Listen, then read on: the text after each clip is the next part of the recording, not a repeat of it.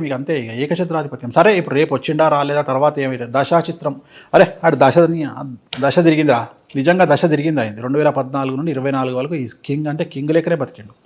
పెద్ద ఆయన రాజశేఖర రెడ్డి గారు కూడా కింగ్ లానే బతికారు. సౌత్ పాలిటిక్స్కి సంబంధించి వీళ్ళు గుర్తుంచుకోవాల్సిన, వీళ్ళ పరిపాలన గుర్తుంచుకునే విధంగా ఉంటుంది అనటానికి చాలా అంశాలు ఉన్నాయి. ఏదమ్మా తెలంగాణ జాతిపిత కేసీఆర్, అది ఒక్కటి చాలమ్మా. ఆయన ఏం చేసిండు అనేది సెకండరీ. తెలంగాణ రావాలి అనేది నా చిరకాల వాంఛ. తెలంగాణ తీసుకొచ్చాడు. ఆయన సీఎంగా ఉన్నా లేకపోయినా ఆయన తెలంగాణ జాతిపిత, అచీవర్ అంతే. నాకు తెలంగాణ ఇచ్చిన జాతిపిత అంతే. ఇంకా ఆయన ఆయన పేరు అది చరిత్రలో నిలిచిపోతుంది. ఇక అది మామూలు కాదు కదా. ఆయన సీఎంలు ఇవన్నీ వేస్ట్ మాటలు. ఆయనకు ఉన్న బిరుదు ముందు, జాతిపిత అనే బిరుదు ముందు, తెలంగాణ జాతిపిత అనే బిరుదు ముందు ఇవన్నీ ఇంకా పక్కకు పోయినట్టే. సో ఈ బిగ్ అచీవర్. ఇంకా వేరే వాళ్ళతో కంపేర్ చేస్తే ముఖ్యమంత్రుల పాలన వేరు. ఇప్పుడు చంద్రబాబు నాయుడు 1994 నుండి 2004 వరకు 92లో ఫైనాన్స్ మినిస్టర్గా నేనే కూర్చోబెట్టిన, 94లో సీఎంగా నేనే కూర్చోబెట్టిన, 98, 99లో నేనే సీఎంగా కూర్చోబెట్టిన. ఇవాళ కూడా ఈనాడు పేపర్ తీస్తే ఫ్రంట్ పేజీలో నా బొమ్మ ఉంటుంది చంద్రబాబు నాయుడు గారితో. ఇప్పటికి కూడా మీరు చూస్తే చూడవచ్చు ఆ ఫోటో. సో అప్పుడు నేను నా కళ్ళతో చూసిన is a big achiever, big administrator. ఆయన వస్తుంటే ఐఏఎస్లో కూడా భయపడ్డటువంటి సిచ్యువేషన్ నేను చూసిన. అదే చంద్రబాబు నాయుడు గారిని 2014లో చూడలేకపోయినా, ఎందుకంటే తర్వాత ఆయనకున్న చరిష్మ పోయింది. కానీ ఆ 10 ఏళ్ళు ఆయన అడ్మినిస్ట్రేషన్ చేసింది, అదొక చరిత్ర. అట్లనే రాజశేఖర రెడ్డి గారు ఆ రాజసం ధోతిలో కూడా, ఆ రాజసం పంచకట్టులో కూడా ఆ రాజసం ఎవరు చేయలేరు. అట్లనే కేసీఆర్ గారు అడ్మినిస్ట్రేషన్ ఏంటి అంటే భయపెట్టైనా సరే అట్లా నిలబెట్టారు. సో అది ఆయన స్పెషాలిటీ. సో వీళ్ళందరూ చరిత్రలో నిలిచిపోయే మనుషులు. Okay, right. 2 రాష్ట్రాల్లో జనసేన పార్టీ యొక్క ప్రభావం, జనసేన పార్టీ స్థాపించిన అధినేత యొక్క ఇంపాక్ట్, పవన్ కళ్యాణ్ గారు ఇక్కడ పాలిటిక్స్లో 6 స్థానాల్లో వాళ్ళ అభ్యర్థులను పెట్టి 8 స్థానాల్లో పెట్టారు. 6 స్థానాలు ఐ థింక్ ఆయన ప్రచారం చేసినట్లున్నారు ఇక్కడ. సో ఎలాంటి ఇంపాక్ట్ 8 స్థానాల్లో ఏమైంది? డిపాజిట్ కూడా రాలేదు. నేను ఎప్పుడో చెప్పిన పరిస్థితులు బాగాలేవు అని చెప్పిన. ఎవరికి? పవన్ కళ్యాణ్ గారికి. ఓకే, ఏంటి తన జాతకం? ఏలినాటి నడుస్తుంది. ఓకే, 2025 వరకు ఏలినాటి నడుస్తుంది. ఇవాళ ఆంధ్రప్రదేశ్లో ఆయన ఇండిపెండెంట్గా కొట్లాడుంటే ఇవాళ మెయిన్ అపోజిషన్ అవుతాడు. రేపు పొద్దున 24లో జగన్ గారికి వ్యతిరేకంగా ఫైట్ చేస్తే ఆయనకి 20 నుండి 25 సీట్లు వచ్చి ఆయన అపోజిషన్ ప్లేస్లో కూర్చుంటుండే. ఓకే. సో మనం చెప్తే నేను అదే చెప్తున్నా, మన మాట వినాలే అనే రూల్ ఎక్కడుంది? ఎవరిష్టం వాళ్ళది. ఓకే. సో పవన్ కళ్యాణ్ గారికి వస్తూ ఉన్న ఫాలోవర్స్ని చూసి ఎంత ఇంపాక్ట్ ఉంటుందో అని భయపడిపోతుంటారు చాలా సందర్భాల్లో. నేను కూడా తెలంగాణలో నాగర్ కర్నూలు సభను చూసా, కూకట్పల్లిలో ర్యాలీని చూసా. ఆ క్రౌడ్ అంతా చూసి ఖచ్చితంగా కూకట్పల్లిలో అయితే నేను ఖచ్చితంగా జనసేన అభ్యర్థి గెలుస్తారని అనుకున్నాను. ఎందుకు అంటే అంత వేవ్ కనిపించినట్టు అనిపించింది నాకు. బట్ గ్రౌండ్లో అలాంటి పరిస్థితి ఏమీ లేదు. అభిమానం వేరు, ఓటేయడం వేరు. ఎందుకు అది ఎక్కడైనా అంతే, ఇక్కడనే కాదు. ఓటుకి ఎందుకు కన్వర్ట్ అవ్వట్లేదు పవన్ కళ్యాణ్ గారు? ఆ మాటకు వస్తే మన భారతదేశ ప్రధాని ఎవరు ఉండాలి? రాహుల్ గాంధీ గారు కాదు, రజనీకాంత్ కానీ అమితాబ్ బచ్చన్ కానీ ఉండాలి. మీరు ఇటు కంపారిజన్. ఓకే, వాళ్ళిద్దరే ఉండాలి. అప్పుడు భారతదేశానికే కాదు, ప్రతి స్టేట్ సీఎం ఒక సినిమా యాక్టర్ అయి ఉండాలి. అంతే కదా. హయ్యెస్ట్ జనాలు ఎవరికి వస్తారు? తలైవకి వస్తారు. రజనీకాంత్ వచ్చిండు అనుకో, జనాలందరూ వచ్చి నిలబడతారు రోడ్డు మీద. మరి ఆయన ప్రధానమంత్రి కావాలి, అమితాబ్ బచ్చన్ రాష్ట్రపతి కావాలి. అట్లనే మిగిలిన స్టేట్ సీఎంలందరూ ఆయా స్టేట్ హీరోలు కావాలి. ఎందుకైతే లేరు? ఎన్టీ రామారావు తర్వాత ఎందుకు అంత అవుతుంది? ఇవాళ తెలుగుదేశం పార్టీ అధినేతను తీసుకుపోయి జైల్లో పెట్టినా కానీ మాట్లాడకుండా జూనియర్ ఎన్టీఆర్ ఎందుకు మాట్లాడతలేడు? అంటే నిజాలు తెలుసు కాబట్టి, గ్రౌండ్ లెవెల్లో పరిస్థితులు అనుకూలంగా లేవు కాబట్టి. రైట్. బాదాంకాయలు పల్లికాయలు అమ్ముకునేటోడు కూడా 1 డేలో సెలబ్రిటీ అవుతాడు. అంత మాత్రం మనకు ఓట్లు వేస్తామనుకుంటే తప్పు. Okay, right. బర్రెలు కాల్చుకునే అక్క వీడియో పెడితే సపోర్ట్ కొడతాం, కానీ ఓట్లు వేయం, ఓన్లీ సపోర్ట్ కొడతాం. ఓకే, అంతే. పవన్ కళ్యాణ్ గారి పరిస్థితి కూడా బర్రెలక్కతో సమానం అంటారా? బర్రెలక్కతో సమానం అనట్లేదు నేను. అనేది సెలబ్రిటీ స్టేటస్ వేరు, జనాలు రావడం వేరు, ఆ వచ్చిన వాళ్ళు ఓటు హక్కు కింద కన్వర్ట్ అవ్వడం వేరు. నేను మాట్లాడేది అది. దాన్ని చూసి జనాలను చూసి ఓట్లు పడతాయి అనుకోవడం తప్పు అని చెప్తున్నా. ఎప్పుడే కానీ జనాలకు ఓట్లకు సంబంధం లేదు. బట్ టీడీపీతో పొత్తుని ఒకవేళ వాళ్ళు విరమించుకున్నా, పవన్ కళ్యాణ్ గారు విరమించుకొని బీజేపీతో కలిసి ఎన్నికల్లోకి దిగితే ఇంపాక్టెడ్ సీట్స్ ఏమైనా, అంటే ఏమైనా ఇన్ఫ్లుయెన్స్డ్ సీట్స్ ఏమైనా ఉండొచ్చా ఏపీలో? ఇప్పుడు ఇండివిజువల్గా పవన్ కళ్యాణ్ రేపొద్దున కూడా టెక్నికల్గా మాట్లాడితే పవన్ కళ్యాణ్ గారు పోటీ చేస్తే టీడీపీ ఓటు పవన్ కళ్యాణ్ గారికి కన్వర్ట్ అవుతుందా? నా simple question. Janasena vote TDP convert అవుతుంది, కానీ టీడీపీ ఓటు కన్వర్ట్ అవుతుందా నా ప్రశ్న. ఇది పెద్ద ప్రశ్న. ఇది దీనికి ఆన్సర్ చేస్తే జవాబు వస్తుంది. నేను అడిగే ప్రశ్నకు ఆన్సర్ చేయి. టీడీపీ ఓటు జనసేన కన్వర్ట్ అయ్యే అవకాశం ఉండదు. పొత్తు పెట్టుకున్నప్పుడు ఖచ్చితంగా పొత్తు పెట్టుకున్నా ఇయ్యరు వాళ్ళు, accept చేయాలి కదా. ఇయ్యరు ఓకే, ఇయ్యరు. తెలంగాణలో 8 చోట్ల జనసేన పోటీ చేసింది. ఎవరితో కలిసి పోటీ చేసింది? బీజేపీతో కలిసి పోటీ చేసింది.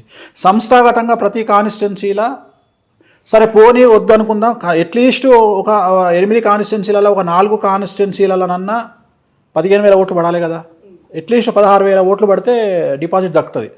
అంటే బీజేపీకి ఓట్లు 15,000 ఓట్లు కూడా లేవా కాన్స్టిట్యున్సీలో? ఆ 15,000 ఓట్లు ఎందుకు కన్వర్ట్ కాలే జనసేనకు? ఇదే ప్రశ్న ఆంధ్రాలో ప్రత్యక్షమవుతుంది, ఉత్పన్నమవుతుంది. నేను అడిగే ప్రశ్న ఇది.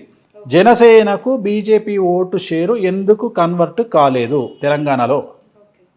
బీజేపీ, టీడీపీ, జనసేన ఇంచుమించు 3 కలిసి పోటీ చేసినట్టే ఒక రకంగా చెప్పాలంటే తెలంగాణలో అనుకుందాం, ఇల్లీగల్గానో లేకపోతే అన్అఫీషియల్గానో. మరి జనసేనకు బీజేపీ ఓట్లు ఎందుకు కన్వర్ట్ కాలే? ఎందుకు ట్రాన్స్ఫర్ కాలే? టీడీపీ, జనసేన, బీజేపీ పోటీ చేసినట్టే కదా తెలంగాణలో.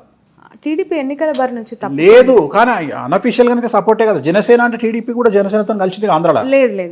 ఇప్పుడు ఇక్కడ టీడీపీ ఎన్నికల నుంచి తప్పుకొని వాళ్ళ కార్యకర్తల్ని లేదంటే ఆ పార్టీ సింపథైజర్స్ ని ఎటువైపు మళ్ళించింది అంటే గాంధీ భవన్ వైపు మళ్ళించింది. గాంధీ భవన్ లో కాంగ్రెస్ జెండాలతో పాటు టీడీపీ జెండాలు పట్టుకోవాలి. తప్పు మళ్ళలేదు. సెటిలర్స్ గనక ఇవాళ కాంగ్రెస్ కోటేసి ఉంటే హైదరాబాద్ లో కాంగ్రెస్ కు 10 సీట్లు వచ్చాయి. ఒక్క సీట్ కూడా రాలే హైదరాబాద్ లో. రంగారెడ్డి హైదరాబాద్ లో మొత్తం బీఆర్ఎస్ ఫుల్ స్వీప్ చేసింది అంటే దాని అర్థం ఏంది అంటే మొత్తం గుండు గుత్తగా టీఆర్ఎస్ కేసీఆర్ సెటిలర్స్ అందరూ.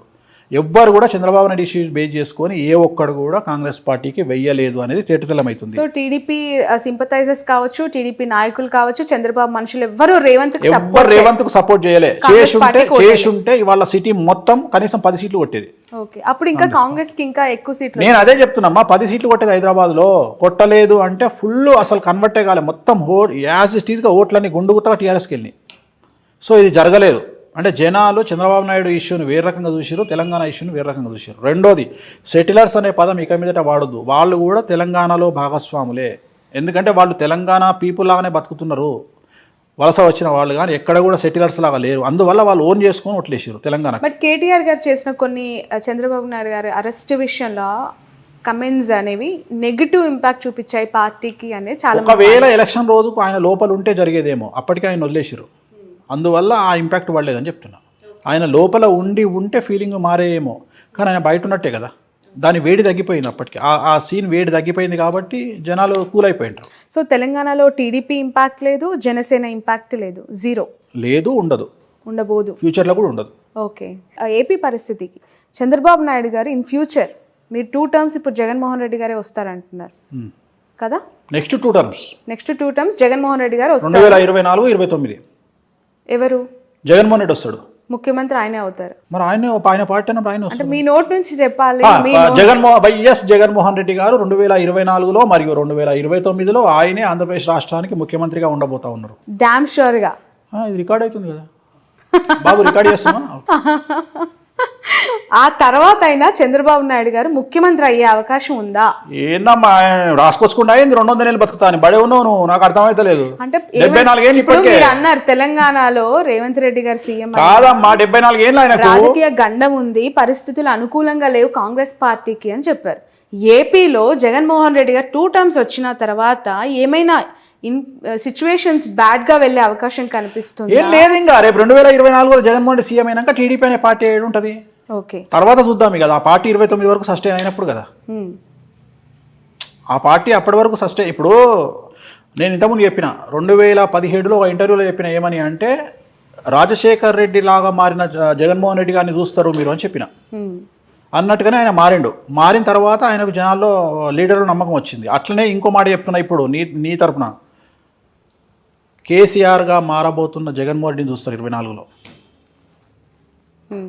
అర్థమైందా డైలాగ్? ఓకే, కంట్రోల్ చేస్తాడు. ఓకే, అందరినీ కంట్రోల్ చేస్తాడు. సో ఇంకా తిరుగులేదు జగన్మోహన్. స్థానబలం ఏంటంటే స్థానబలం. మేము తెలంగాణలో ఉన్నాం కాబట్టి ఆంధ్రలో మమ్మల్ని ఏం చేస్తారు అని చాలా మంది అనుకుంటారు. కానీ బట్ కుటుంబానికి సంబంధించి పదే మాట్లాడుతూ ఉన్న వాళ్ళకి అంటే ఇంపాక్ట్ ఏ విధంగా ఉంటుంది అంటారు? ఈ ఎలక్షన్స్ టైంలో చెల్లి షర్మిల గారు తెలంగాణకు వచ్చేసారు, తల్లి గౌరవ అధ్యక్షురాలుగా రాజీనామా చేశారు. ఇప్పుడు ఆయనతో భార్య ఉన్నారు భారతి గారు, పరోక్షంగా సపోర్ట్ చేసినా కూడా ఆమె ప్రత్యక్ష రాజకీయాలకు వచ్చే అవకాశం ఉందంటారు. లేదమ్మా, లేదు, రారు. ఓకే, ఆ నెసిటీ లేదు వాళ్ళకి, వాళ్ళ ఫ్యామిలీకి అవసరం ఏముంది. ఇప్పుడు సరే, ఇప్పుడు షర్మిల ఫైటింగ్ ఇంకోటో అవన్నీ వ్యక్తిగతమైన అంశాలు. ఇప్పుడు తెలంగాణలో నాకు తెలిసిన ఫ్యామిలీ ఉంది, అన్న టీఆర్ఎస్లో ఉన్నాడు, తమ్ముడు బీజేపీలో ఉన్నాడు, వాళ్ళ పెద్దన్న కాంగ్రెస్లో ఉన్నాడు. వాళ్ళు అనామకులు కాబట్టి వాళ్ళ గురించి మాట్లాడుకోము. ఇది సీఎం ఫ్యామిలీ కాబట్టి మాట్లాడుకుంటున్నాం. అట్లా ఎన్ని ఫ్యామిలీలు లేవు తెలంగాణలో, నాకు తెలిసిన వాళ్ళు మస్తు మంది ఉన్నారు. ఓకే, సో అది కామన్ కదా, దాన్ని పెద్ద విశేషించి మాట్లాడుకోవాల్సినటువంటి అవసరం లేదు. వాళ్ళ జాతక రీత్యా ఉంటుంది. షర్మిల జాతకము, షర్మిల ఆంధ్రప్రదేశ్లో ఎంపీ కావాలి అంటే జగన్మోహన్ రెడ్డి చెప్పినట్టు ఉంటుంది, అన్న నాకు ఎంపీ అంటది, రాజ్యసభ ఇస్తాడు, ఎంపీ ఇస్తాడు, పోతుంది. ఆమె జాతకంలో రాజయోగం అనుభవించే పరిస్థితి లేదు కాబట్టి వ్యతిరేకమైన నిర్ణయాలు తీసుకుంటుంది. So actually nothing but decision. ఆమె తీసుకునే నిర్ణయాలు ఆమె జీవితము. ఆమె పార్టీ పెట్టినా, తెలంగాణలో కాంగ్రెస్ పార్టీకి పోయినా, లేకపోతే ఇంకో మాట మాట్లాడినా, ఇవన్నీ కూడా రాజకీయ జాతకపరమైన అంశాలే కదా. సో ఆమె తీసుకునే నిర్ణయాలు, ఆమె మాట్లాడే మాటలు ఆమె జీవితాన్ని డిసైడ్ చేస్తాయి. ఎలా ఉండబోతుంది అంటారు షర్మిల యొక్క పెద్ద గొప్పగా ఉండదు. ఓకే, షర్మిల గారు జగన్ దగ్గరికి పోతే హ్యాపీగా ఉంటుంది ఆమె జీవితం. ఆయన లేకుండా ఆమెను ఊహించుకోలేం. వెళ్ళే అవకాశం ఉందంటారు. ఎందుకంటే నీకు బాగా క్లోజ్ అమ్మా, నాకు తెలుసమ్మా, నీకు అమితమైనటువంటి ప్రేమ, నీకు చాలా క్లోజ్ షర్మిల. ప్రొఫెషన్ వేరు, వ్యక్తిగత మామూలుగానే అంటున్నా తల్లి, చెప్పట్లేదు. ఇప్పుడు చాలా మందికి ఏంటంటే, ఇప్పుడు నేను మీకు డీకే శివకుమార్ అత్యంత సన్నిహితుడు అంట, కానీ ఆ సన్నిహితం ఎంతవరకు ఉండాలో అంతవరకే. షర్మిలమ్మ గారు పార్టీ పెట్టినప్పటి నుంచి టిల్ టుడే ప్రతి ఒక్క పొలిటికల్ యాక్టివిటీ పైన నా కవరేజ్ ఉంది. అండ్ ఒక మహిళ, ఇప్పుడు కల్వకుంట్ల కవిత గారు అవ్వచ్చు, ఇటు మన షర్మిల గారు అవ్వచ్చు. ఇప్పుడు షర్మిల గారి గురించి మనం ఇప్పుడు కాదు, పార్టీ పెట్టిన రోజుల్ని మాట్లాడుకున్నాం. నేను ఎప్పుడైనా పాజిటివ్ గా మాట్లాడినా, మొత్తం ఇరగదీస్తుంది అని చెప్పినా, 1% ఇంపాక్ట్ కూడా ఉండదని చెప్పిన, నిజమైంది కదా. నేనేం మాటలు మార్చట్లేదు కదా. మీరు ఆ రోజు కూడా నువ్వు ఆమె దగ్గర ఇంటర్వ్యూ తీసుకొని వచ్చిన మరుక్షణం నేను చెప్పిన ఏముండదు తల్లి, అంత నార్మలే ఉంటుంది పరిస్థితి అని చెప్పిన, అంతే తప్ప నేనేం గొప్పగా మాట్లాడ. అంతలాగా ఒక పాదయాత్ర, నిజంగానే చెప్పాలి, ఒక మహిళగా ఆమె చేసిన పాదయాత్రని నేను కల్లారా చూసిన వ్యక్తిగా కష్టం వేరు, చాలా చాలా బాధపడ్డాను ఆ రోజు. ఎందుకు అంటే పక్క రాష్ట్రంలో అన్న సీఎం గా ఉన్నారు, ఇక్కడ ఒక మహిళ ఒంటరిగా ఎందుకు ఈ పరిస్థితి వచ్చింది. మోరోవర్ అన్న గెలుపులో ఆమె పాత్ర ఉంది, ఆమె భాగస్వామి ఉన్నప్పుడు ఇక్కడ ఎందుకు పెట్టింది అనేది నాకు పదే రేజ్ అయిన క్వశ్చన్. దానికి ఇప్పటివరకు నాకు ఆన్సర్. జాతకపరమైన విశ్లేషణ అంతే, వాళ్ళ వ్యక్తిగతమైన నిర్ణయాలు. Astrology is nothing but decision. అదే చెప్తున్నా కదా. ఆ నిర్ణయం ఎందుకు తీసుకున్నారు అంటే దానికి మనం ఏం చెప్తాం. ఇప్పుడు మన గ్యాప్స్ అనేవి ఉన్నాయంటారా? ఖచ్చితంగా నాకు కుటుంబం పట్ల అవగాహన లేదు, వ్యక్తిగతమైనటువంటి అంశాల జోలికి నేను వెళ్ళను. నేను జాతకపరంగా మాట్లాడతా. నేనేమంటా, ఇదే షర్మిల గారు నా దగ్గరకు వచ్చి, అనిల్ గారు నా దగ్గరకు వచ్చి, ఏమండి ఒక మాట మాకు ఒక ఐడియా అడ్వైజ్ ఇవ్వండి అంటే, ఎంబడే మీ దుకాణం బంద్ చేసి జగన్ గారిని కలవండి అని చెప్తా. ఎందుకు? అక్కడ పోయి కూర్చుంటే మీకు ఆల్రెడీ ఏదో పదవి ఇస్తాడు, హ్యాపీగా ఎంజాయ్ చేస్తారు లైఫ్, ఒక సీఎం చెల్లెగా లైఫ్ ముందుకెళ్తుంది. ఇంత కష్టాలు మీరు పడాల్సిన అవసరమే లేదని చెప్తా నేను. కానీ వాళ్ళు మనం అడగరు, మనం చెప్పాం, అయిపోయింది. సో ఇట్లనే astrology is nothing but decision. వారసులకి సంబంధించిన ప్రశ్న ఇది. కేసీఆర్ గారు ముఖ్యమంత్రిగా 2 టర్మ్స్ చేసిన తర్వాత ఇప్పుడు గెలిచి ముఖ్యమంత్రి పదవికి రాజీనామా చేశారు. కానీ కొడుకును ముఖ్యమంత్రి స్థాయిలో సొసైటీలో ప్రొజెక్ట్ చేశారు. నెక్స్ట్ 5 yearsలో కేటీఆర్ గారు ఆ స్థాయిలో ఎమర్జ్ అవుతారు పీపుల్లో అనేది ఒక మాట వినిపిస్తోంది. చంద్రబాబు నాయుడు గారి వారసుడు లోకేష్ గారి గురించి ప్రస్తావిస్తూ ఉన్నారు. లోకేష్ గారు ముఖ్యమంత్రి అయ్యే అవకాశం కానీ, పాదయాత్రను మరొకసారి దిగ్విజయంగా నాన్ స్టాప్గా స్టార్ట్ చేసి ఎండ్ చేసే పరిస్థితి కానీ, పీపుల్స్ లీడర్గా ఎస్టాబ్లిష్ అయ్యే అవకాశం కానీ ఉందా అని చెప్పి. ఇక ఇండివిజువల్గా చెప్పగానే ఇద్దరికి లేదు, ఇద్దరు ముఖ్యమంత్రుల కొడుకులకు లేదు. ఒకటే ఆన్సర్లో 2 సమాధానాలు. ఇటు కేసీఆర్ గారు అబ్బాయి కేటీఆర్ కానీ, బట్ కంపారిటివ్లీ ఈరోజు ఇప్పుడు కూడా సిరిసిల్లలో ఆయన మళ్ళీ విక్టరీ. మళ్ళీ నువ్వు అన్ని జనరలైజ్డ్. నేను ఆస్ట్రాలజర్ అమ్మా, పొలిటికల్ అనలిస్ట్ కాదు. పొలిటికల్ ఆస్ట్రాలజర్ అనొచ్చు కదా. పొలిటికల్ ఆస్ట్రాలజర్ అను, కానీ పొలిటికల్ అనలిస్ట్ కాదు. పొలిటికల్ ఆస్ట్రాలజర్ గా చెప్పండి. ఇప్పుడు 3 సార్లు ఆయన ఎమ్మెల్యేగా గెలిచారు, దిగ్విజయంగా మంత్రి పదవులు అనుభవించారు. ఇప్పుడు సరే ఓకే, ప్రతిపక్షంలో కూర్చుంటారు, వేరే విషయం. కానీ నారా లోకేష్ గారికి సంబంధించి అసలు ఎమ్మెల్యేగా గెలుస్తారా అనే ప్రశ్నకు ఆన్సర్ ఏంటి? ఎమ్మెల్యే గెలవచ్చు, అది పెద్ద విషయం ఏం కాదు. ముఖ్యమంత్రి కాలేరు, ఆయన జీవితంలో ముఖ్యమంత్రి అయ్యే యోగం లేదు. ఏంటి ఆయన జాతకం ప్రకారం? రావు మార్గదర్శ నడుస్తుంది 2024 వరకు. ఎలక్షన్లో రావు మార్గదర్శలో ఉంటారు. ఈ ఎలక్షన్లో ముఖ్యమంత్రి అయ్యే యోగం లేదు. ఎట్లాగో లేదు. మీరు 2 టర్మ్స్ జగన్మోహన్ రెడ్డి అన్నారు. సో ఇన్ ఫ్యూచర్ ఆయన జాతకం ఓకే.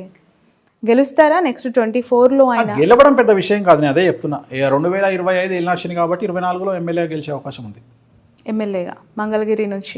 మంగళగిరి పోటీ చేస్తాడా ఇంకోటి? ఇప్పుడు ఆపరేషన్ లేకుండానే మోకాళ్లకు ప్లాస్మా ట్రీట్మెంట్, మీ ఆర్థోపెడిక్ సమస్యలన్నిటికీ రోబోటిక్ టెక్నాలజీ ద్వారా తక్కువ ఖర్చుతో శాశ్వత పరిష్కారం, ఫ్రీ కన్సల్టేషన్, ప్రతి ట్రీట్మెంట్ పై 20% డిస్కౌంట్. ఈ ఆఫర్ కొద్ది రోజులు మాత్రమే, త్వరపడండి. V9 hospitals 9281465842.